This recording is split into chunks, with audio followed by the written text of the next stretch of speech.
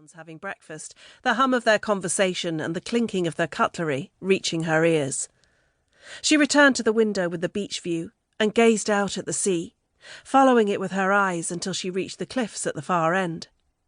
If she remembered correctly from what she'd read, the cliffs separated Cariad Cove from Farddoniaeth Bay, and when the tide was out, it was possible to walk from one beach to the other. She'd thought that the names were lovely, Cariad meaning love, and Farddoniaeth meaning poetry, and knew that she'd find a way to weave both into her articles, along with their meanings, and possibly some history too. Her stomach grumbled, reminding her that she hadn't eaten since yesterday lunchtime. She'd been too tired when she'd arrived last night, and declined the night receptionist's offer to find her some supper. But now she needed to eat, so she'd dress and go down for breakfast before deciding upon her plans for the day. "Please let me put your shoe on, Beti." Will Hopkins fought the urge to check the kitchen clock again, knowing that seeing how late he was running wouldn't help him to get his daughter ready faster. "Don't like them any more, Daddy. I want new ones." Beti folded her arms over her chest and scowled at him. Will had to bite the inside of his cheek to prevent himself from smiling.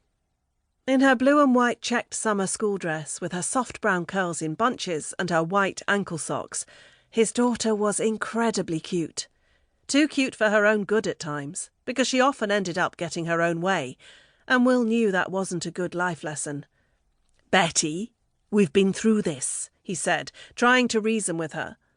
He had always tried to appeal to her sense of logic, wanting to treat her with respect and patience, however difficult she was being. Most of the time he was lucky, and she was happy to get ready in the mornings, but some days, like today, she made things challenging. "You can have new shoes for September. There are only 3 days of term left, and there's no point getting new shoes now, as you'll grow out of them." Beti sighed, then held out her foot. "OK, go on then. But do you promise, Daddy?" "I promise," he replied, sliding the black leather shoe onto her foot, then fastening the buckle. "Right, go and grab your cardigan, and I'll get our packed lunches out of the fridge." "OK, Daddy. Did you put my apple in because—" "I did." He cut her off before she launched into a monologue about what her teacher said about the importance of eating fruit. "Good. Miss Dix will be pleased." Will listened to Beti climbing the stairs to make sure she was doing as he'd told her. Then he opened the fridge and reached for the lunchboxes. He loved being a dad, but school mornings could be challenging when he used up so much energy, especially when he knew that he had a whole day ahead of him of teaching teenagers. So he was glad that the summer holiday was almost upon them. He got out the lunchboxes, his clear one and Beti's purple one, and set them on the table, then filled their water bottles. Once he'd loaded lunchboxes and bottles into his and Beti's rucksacks, he checked that he'd turned everything off and went through the hallway to the front door. "Beti," he called, then waited. "Are you ready?" No answer. "Beti!" He looked up the stairs and listened. What on earth was she doing now? "Daddy!" His daughter appeared on the landing, a frown on her face. "I had an accident." "What do you mean you had an accident?" Will dropped the rucksacks and shot up the stairs, his heart hammering with fear. He knelt in front of Beti and cupped her face, staring at the red splotches all over the front of her school dress, as cold fear gripped him. "What happened? Are you bleeding?" "No, Daddy.